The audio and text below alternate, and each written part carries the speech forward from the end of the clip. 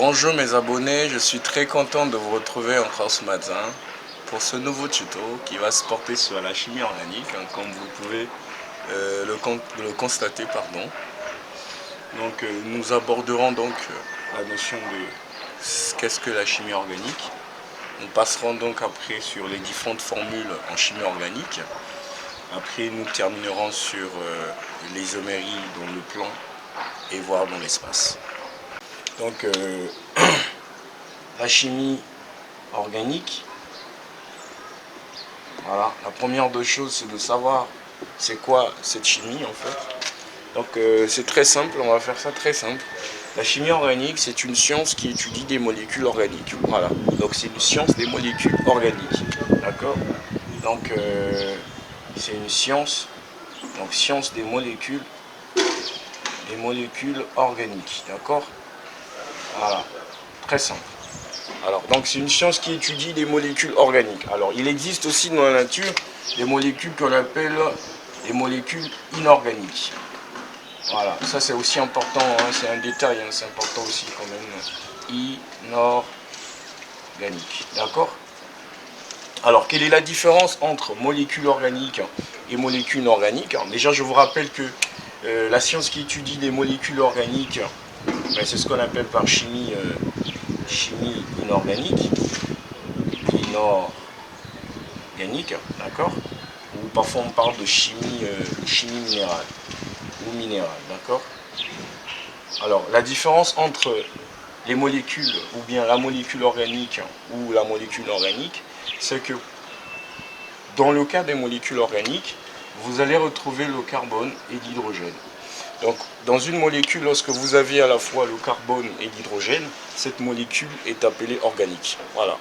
Donc, c'est pour juste vous situer dans quel contexte que nous sommes. C'est-à-dire qu'on est en train de voir la chimie organique, mais là-dedans, on ne verra que des molécules qui vont avoir le carbone, l'hydrogène et d'autres atomes. Hein. D'ailleurs, d'autres atomes vont venir. Mais à la base, c'est le carbone, l'hydrogène. Si vous retrouvez le carbone, l'hydrogène, la molécule est bel et bien organique. Alors, ce qui concerne les molécules inorganiques, vous avez soit le carbone, d'accord, soit le carbone, soit l'hydrogène. Donc les deux n'existent pas ensemble dans une molécule. D'accord. L'exemple ici, c'est très simple. Vous pouvez prendre de l'eau, voilà. H2O, c'est une molécule qui est minérale ou inorganique parce que vous avez juste l'hydrogène, il n'y a pas le carbone. Vous pouvez aussi avoir le CO2, voilà. Là-dedans, vous avez juste le carbone, mais vous n'avez pas l'hydrogène. Et si je prends l'exemple d'une molécule organique, je prends par exemple le CH4. Le CH4 en fait c'est le méthane en fait, d'accord, c'est un gaz. Donc là c'est organique et là c'est inorganique, d'accord. Donc si vous avez compris la différence entre molécules organiques et molécules inorganiques, donc on va continuer, d'accord. Notre objet d'étude aujourd'hui, ce n'est pas la chimie inorganique, c'est la chimie organique, d'accord. Alors, comment est-ce qu'on peut définir maintenant facilement, comment est-ce qu'on peut définir pardon, comment on appelle la molécule organique? Alors, une molécule organique, d'accord, molécule organique, pour faire simple aussi, parce que il faut un peu vulgariser, hein, d'accord. Donc, pour faire simple, une molécule organique, c'est quoi? C'est une chaîne carbonée, voilà. C'est une chaîne de carbone, donc chaîne carbonée, chaîne de carbone. Voilà. Chaîne de carbone, d'accord. Donc on appelle molécule organique, c'est une chaîne de carbone, d'accord. C'est le squelette carboné. Voilà, c'est ça que vous devez comprendre. Et ce squelette carboné viendront se fixer d'autres atomes. Mais à la base, ça reste une chaîne carbonée, d'accord. Une chaîne carbonée, ok. Donc ça reste une chaîne carbonée. Et sur cette chaîne carbonée, d'autres atomes pourront venir s'associer. D'accord. C'est une chaîne carbonée. Alors, à partir du moment où c'est connu qu'une molécule organique est une chaîne carbonée, donc on va donc définir les différentes formes ou différents types de chaînes carbonées. Alors, le premier type, c'est que la chaîne carbonée peut être linéaire. D'accord. Donc la chaîne carbonée peut être linéaire, c'est ce que je vous ai montré ici, en exemple, d'accord. C'est une ligne juste des carbones. Voilà. Vous pouvez tracer avec votre règle, ça sera juste une ligne linéaire. D'accord? Donc cette chaîne carbonée, voilà, est linéaire. 1, 2, 3, 4, est linéaire. Ok? Alors la chaîne carbonée peut aussi être ramifiée. D'accord? Cette chaîne-là peut aussi être ramifiée. Voilà. Ça peut aussi être ramifié. Donc nous aurons 1, 2, 3. Voilà, ça peut être ramifié. Vous voyez que ici on a donc deux types de chaînes, enfin deux types de chaînes, on va dire. Hein. Donc il y a une chaîne qui est principale, qui a beaucoup d'atomes de carbone. Donc ça par exemple, qui a 3 carbones. Voilà, ça devient chaîne principale. Donc là, dans ce qui est ramifié, dans la chaîne carbonée ramifiée, on va en distinguer une chaîne principale et une chaîne, comment on dit, une chaîne secondaire, si vous voulez, qu'on parle de substitution. Donc cette chaîne-là va être principale. Pourquoi? Parce qu'il y a plus d'atomes de carbone. Et cette chaîne qui a juste un carbone, on parlera de substitution. Mais ça, on va aborder ça plus quand on parlera de la nomenclature, parce que quand on fera la nomenclature, on tiendra compte de la chaîne principale et la chaîne secondaire, dans le cas où la chaîne est bien ramifiée. D'accord? Parce qu'il faut les nommer comme ça. Donc après la chaîne ramifiée, on a une chaîne qui est cyclique. Voilà, qui est en boucle en fait. Ça forme, c'est en boucle. D'accord? Donc on a toujours notre chaîne qui a 4 atomes de carbone. Donc on aura comme ça. Voilà. Donc ça c'est une autre chaîne. D'accord? C'est une chaîne carbonée, mais qui se présente en forme cyclique. Voilà les 3 types de formes qu'on retrouve de la chaîne carbonée. Donc nous rappelons encore qu'une molécule organique, c'est une chaîne de carbone, hein, ça c'est très simple. Sur cette chaîne de carbone viendront s'associer d'autres atomes.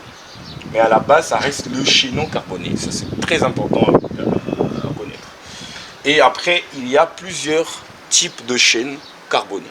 Il y a une chaîne linéaire, hein, d'accord. Ici, on parlera même des alcanes, d'accord. On parlera ici des alcanes linéaires, d'accord. Les alcanes linéaires. Donc, quand on parlera des alcanes linéaires, ce sont des alcanes qui ont pour chaîne carbonée linéaire, d'accord. Ici, on parlera des alcanes ramifiées, d'accord. On parlera des alcanes ramifiées, c'est-à-dire que c'est des alcanes qui ont pour chaîne carbonée ramifiée. Et ici, on parlera des alcanes, d'accord, des alcanes cycliques ou bien cyclanes, d'accord, voilà, ou cyclanes.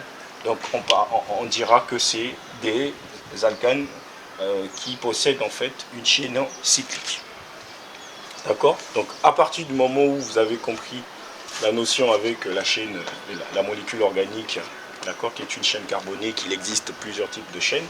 Et donc on va aborder encore une nouvelle notion de différentes formules en chimie organique. D'accord? Différentes formules en chimie organique. Alors, il existe 3 types, hein, 3 types de formules en chimie organique. Alors, on va parler des formules en chimie organique. Donc en chimie, pardon, chimie organique. Alors les formules. Il existe 3 types de formules. Déjà, la première formule, on appelle ça formule brute. Alors, qu'est-ce que ça veut dire? Enfin, quel est l'intérêt de cette formule brute en chimie organique? L'intérêt, c'est que cette formule brute va nous permettre de faire l'inventaire des différents types d'atomes et leurs proportions et leur nombre.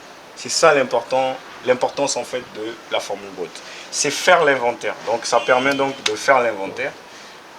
Faire l'inventaire, d'accord, l'inventaire de type d'atomes, d'accord, ça peut être carbone, ça peut être d'hydrogène, et leur nombre.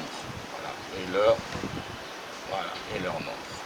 Donc je vais prendre un exemple pour qu'on fixe un peu les idées. Donc on a C4H10O par exemple. D'accord? Donc là, vous regardez bien que on a les types d'atomes. Donc on a le carbone, on a l'hydrogène, on a l'oxygène. Donc c'est ce qu'on appelle par les types d'atomes. Et leur nombre. C'est-à-dire que là, on a 4 carbones. Vous voyez bien qu'il y en a 4. Ici, vous avez 10 hydrogène et vous avez un atome d'oxygène. Donc vous voyez bien que on fait l'inventaire de différents types d'atomes et leur nombre. D'accord? Donc après vient la formule. Bon, en passant, c'est pas toutes les formules brutes qu'on va essayer de reconstruire, par exemple, qui vont exister. D'accord? Il y a des critères de validité en fait des formules brutes. Par exemple, vous avez C4, H10, N. Cette formule, par exemple, n'existe pas. Voilà, ça c'est faux, ça n'existe pas, c'est faux. Alors comment est-ce que j'ai su que ça n'existe pas? Ben évidemment, il y a des critères de validité en fait de ces formules. D'accord? Il ne suffit pas seulement parce que c'est pas parce qu'on a dit qu'on fait l'inventaire de types d'atomes, puisqu'on sait qu'il existe plus de 100 et quelques atomes, d'accord, et leur nombre, et que vous associez ces atomes-là et vous donnez un certain nombre je sais pas, de proportions à ces atomes, et vous trouverez la formule. Non, il y a des critères de validité. D'accord? On ne peut pas associer autant de carbone ou autant d'hydrogène et azote. D'accord? Il y a des critères de validité. Par exemple, là, ça n'existe pas. D'accord? Ce qui existe ici, c'est quoi? C'est C4H11. D'accord? N. C'est ça qui est vrai. C'est ça qui est vrai. Donc, si le sujet vous intéresse, n'oubliez pas d'écrire en commentaire. Je reviendrai sur les critères de validité des formules brutes. D'accord? Donc ça c'est la première formule en chimie organique. La deuxième formule en chimie organique, c'est ce qu'on appelle par la formule développée. D'accord? Formule développée. D'accord? Formule développée. Alors formule développée, ici on va faire ressortir... déjà avant de passer sur la formule développée, c'est important aussi de rappeler la notion de l'hétéroatome. Hétéroatome, voilà, ça revient généralement souvent. Alors l'hétéroatome par exemple ici c'est l'oxygène, de l'autre côté c'est l'azote. C'est-à-dire que l'hétéroatome c'est tous les atomes, d'accord, sauf le carbone et l'hydrogène. D'accord? On appelle hétéroatome tous les atomes en fait que vous connaissez, sauf le carbone et l'hydrogène. C'est-à-dire que l'oxygène par exemple, c'est différent du carbone et de l'hydrogène. C'est par exemple un hétéroatome. L'azote aussi c'est un hétéroatome. Donc tous les atomes en fait, sauf le carbone et l'hydrogène. D'ailleurs on ajoute aussi sauf les métaux.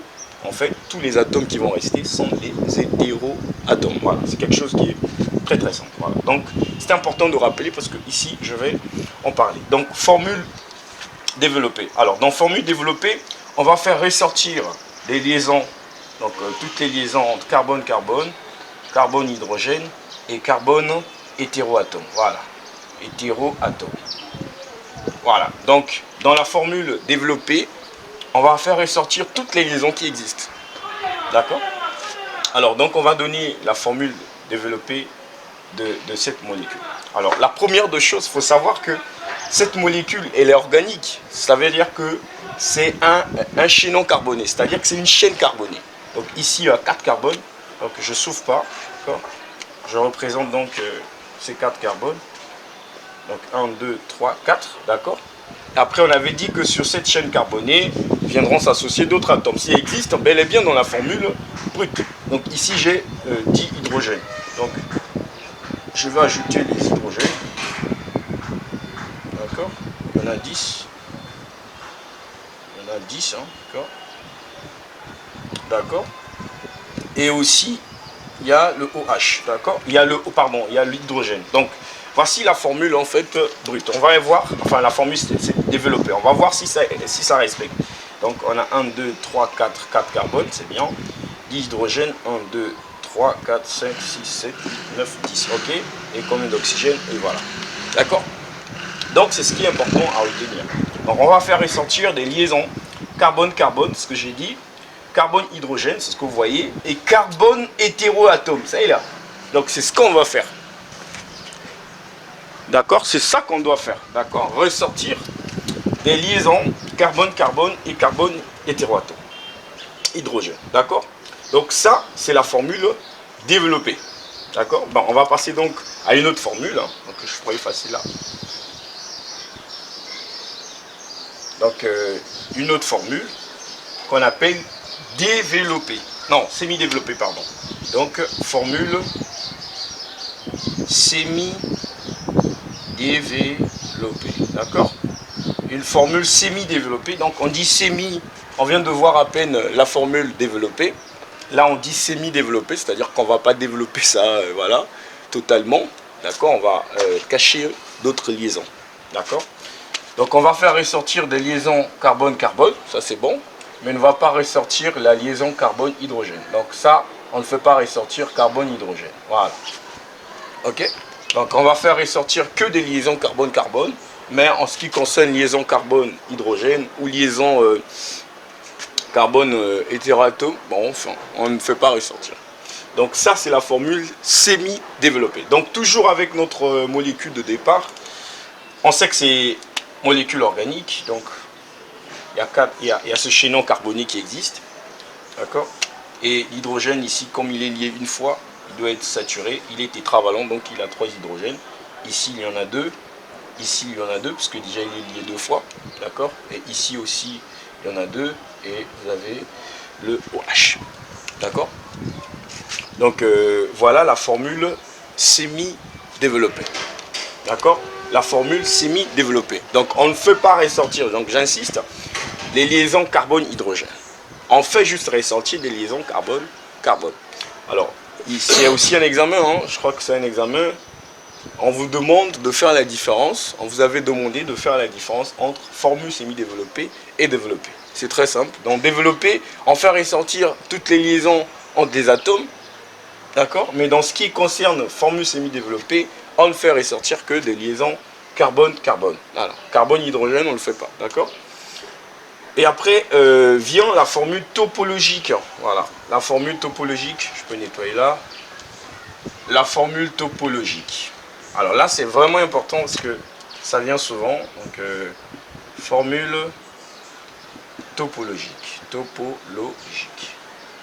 Voilà. Comment est-ce qu'on fait pour représenter, pour donner la représentation topologique? Généralement, on part à partir de la formule semi-développée. Suivez très bien. Dans topologie, on ne fait pas ressortir le carbone et l'hydrogène. On pourra les faire ressortir dans le cas où ils sont associés à des hétéroatomes. Donc, hétéroatomes, pour vous, c'est pas nouveau, parce que j'avais déjà abordé ça en amont, donc c'est clair. Donc, pour ressortir, pour faire ressortir, pour représenter, pardon, le carbone et l'hydrogène, attention, c'est lorsque le carbone et l'hydrogène sont associés à un hétéroatome. Donc, en ce qui concerne topologie, on ne représente pas le carbone et l'hydrogène. Donc, comme on ne le représente pas, ce que je vais faire, en fait, je vais barrer. Donc, carbone, hydrogène, je vais barrer, d'accord. Attention, je ne vais pas barrer l'hydrogène. Je vous ai dit qu'on représente l'hydrogène, le carbone, lorsque l'hydrogène est associé à un hétéroatome. Voilà, par exemple, ici, on ne va pas barrer. Ok. Après, qu'est-ce qu'on représente? Qu'est-ce qu'on représente? On représente que des liaisons. D'accord? Dans topologie, ce qu'on représente, c'est que des liaisons. On ne représente pas le carbone et l'hydrogène, donc c'est pourquoi j'ai barré. Ce qu'on représente juste, c'est les liaisons, mais en zigzag. Alors regardez, cette liaison-là, ça est là. Ce qui vient après, d'accord, ça est là. Et celui-là, ça est là. Et l'autre, ça est là. Et vous avez la fonction OH. Voilà, donc ça c'est la représentation topologique de notre fameuse molécule, la molécule en fait en semi-développée. Donc, qu'est-ce que vous allez remarquer? Vous allez remarquer que chaque sommet ou extrémité, c'est un carbone. Donc, ici par exemple, c'est un carbone, d'accord? Ça, c'est une liaison. Ça veut dire que ce carbone-là est lié une fois. Ça veut dire qu'elle porte combien? Enfin, il porte combien des hydrogènes? Les 3 hydrogènes. D'accord? Et ça, c'est un carbone. C'est un carbone. Je vous ai dit que les extrémités ou les sommets sont des carbones. D'accord? Il est lié 2 fois. Ça, ce sont des liaisons. N'oubliez pas que c'est des liaisons en zigzag. Ça veut dire que le carbone là est lié 2 fois. Donc, il porte forcément 2 hydrogènes puisque le carbone, il est tétravalent. Alors, ici aussi, c'est le carbone. Il a ces 2 hydrogènes puisqu'il est lié 2 fois. Là aussi, c'est le carbone plus ces 2 hydrogènes. Voilà. Donc vous regardez bien que à partir de la formule topologique, vous pouvez retrouver votre formule semi-développée, ou soit en fonction, à partir de votre semi-développée, vous pouvez donc trouver la formule topologique. Alors si le sujet vous a intéressé, pensez à vous abonner.